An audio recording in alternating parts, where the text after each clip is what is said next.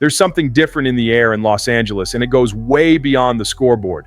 Yes, the Sunday night stage delivered, and the Chargers walked out with a statement win that pushed the record to 7-3, but the real pulse of this team is beating in places most people don't see.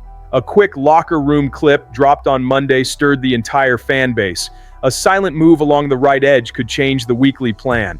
A depth chart decision is screaming for courage, and a looming pass rush decision might define the defense for the next 12 months. You won't believe where this is headed, so hit that like button, subscribe if you're new, and let's lock in together.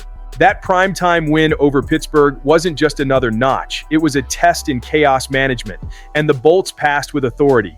The defense set the tone early, suffocating drives, tilting field position, and punishing the pocket. The offense found rhythm through balance. Justin Herbert took what the coverage gave him, the ground game kept the Steelers honest, and Ladd McConkey blew the roof off with chunk plays that flipped down and distance in a blink. Cameron Dicker did what he's been doing for months. He stepped in cold and drilled kicks, including a bomb from 59 yards that felt like a closing argument for "these Chargers are different." That's the on-field piece, the off-field spark. A brief, carefully framed clip in the victory video. Rashawn Slater walking under his own power, smooth stride, no visible limp, blending into the line of players like a quiet promise. It doesn't change the medical reality. He's out for 2025 after that patellar tendon tear in August, and everyone knows the timeline is measured in many months, not weeks. But seeing him present, moving well, and around his guys is jet fuel for the locker room. That's leadership without a microphone, belief without a speech. It tells a battered offensive line, the standard is still the standard. And it reminds Justin Herbert that the franchise cornerstone on his blind side is grinding through the milestones exactly as a captain would. Results matter, vibes matter too. On Sunday night, the Chargers had both. But let's talk about the right edge, where survival mode has to give way to stability. After cycling through protection plans and personnel packages like a team changing tires at 80 miles per hour, the Chargers have reached a simple truth. You can't keep a franchise quarterback in rhythm if the pocket's collapsing every third dropback. That's why one name has started to circulate with intent behind it. Brandon Parker, currently on the 49ers practice squad. He checks boxes the Bolts need checked yesterday. 6'8" with serious reach, a veteran who's lined up on both sides, started real NFL games, and learned enough systems to be assignment sound on short notice. In plain English, he can step in, compete, and give you a professional floor. For a team that has used 19 different offensive line combinations already, professional floor is not boring. It's priceless. The fit is clean schematically.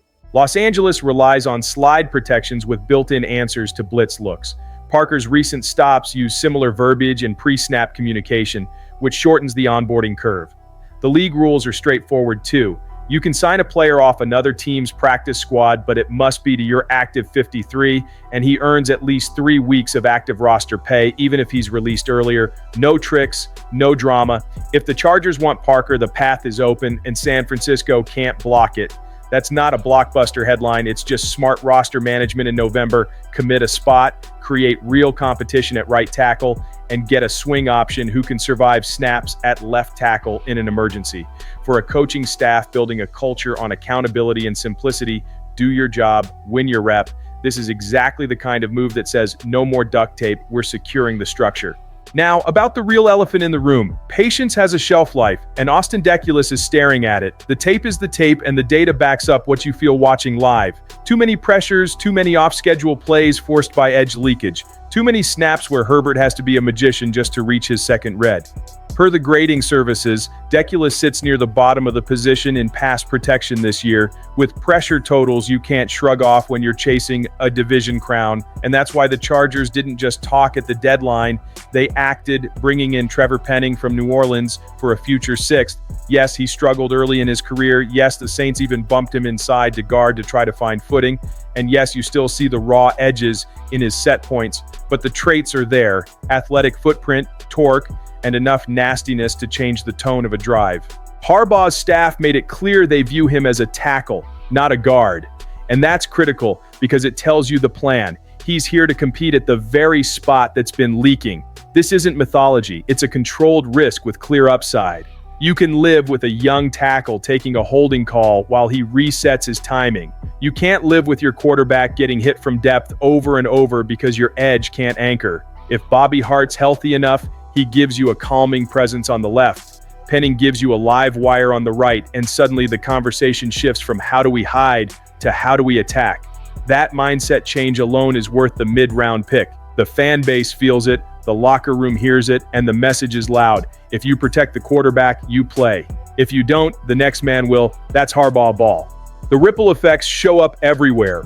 With fewer free rushers and fewer instant losses on the edge, the Chargers can call more intermediate timing concepts. Deeper outbreakers to McConkey, layered digs off play action, and high-low stretch reads that punish zone. The run game gains a half second of clarity, combo blocks climb on time, backside cutoffs actually seal, and on defense, the complementary football is real. Longer drives for LA mean fresher legs for the pass rushers late. That's where Khalil Mack and Odafe Oweh become the storyline inside the storyline, because what happens this winter could decide how terrifying this front is. In 2026, Mack signed the one-year prove another point deal in March and has been exactly what you expect. Power, poise, and timely violence. Oweh arrived with questions but has answered them with production. 4 sacks in 4 games since landing in powder blue. Plus the kind of width and angle that makes coordinators cheat protections toward him. Keep them both into next year and you're dictating terms on third down. Lose one and you're asking a rookie to replace leadership or movement skills that don't come cheap. It's easy to say just re-sign both. But the cap is a puzzle and bids are real.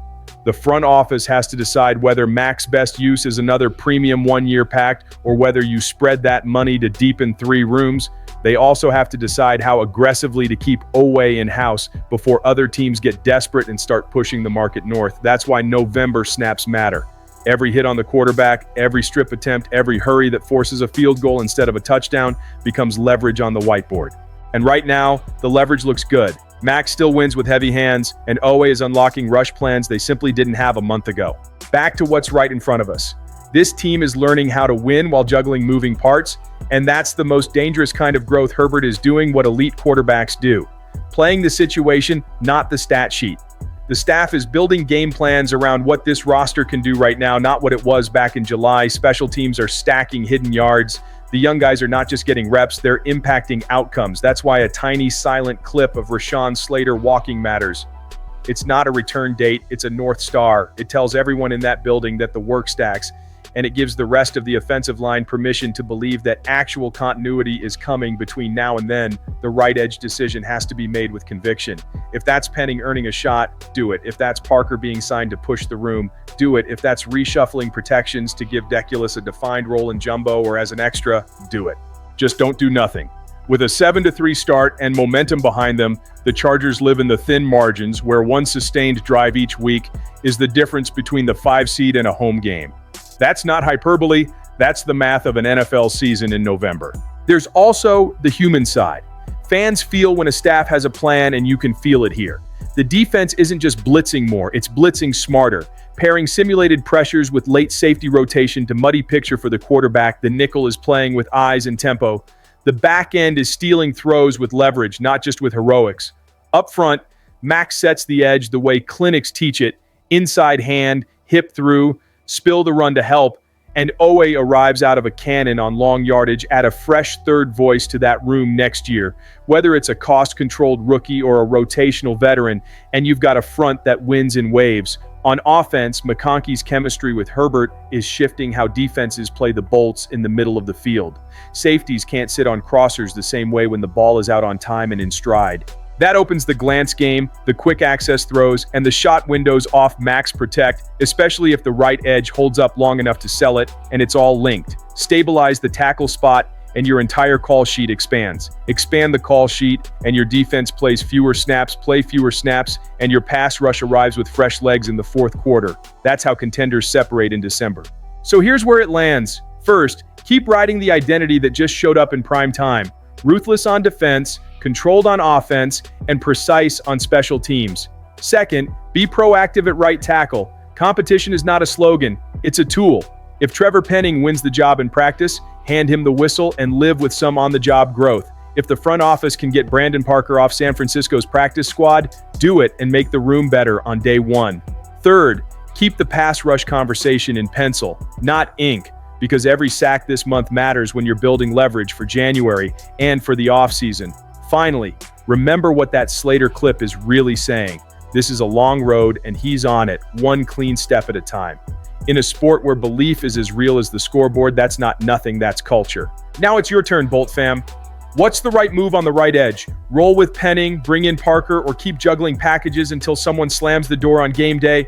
Would you go premium 1 year again with Mac and pair it with a smart OA deal, or split those resources to bulk up 2 rooms? Drop your take in the comments, because this is where community matters. And if you felt the shift Sunday night, you know we're not just dreaming, we're building.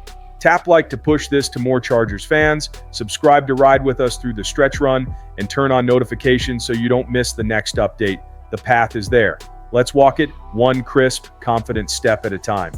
If you want, I can also deliver a corrected Portuguese version with the same flow and updated facts.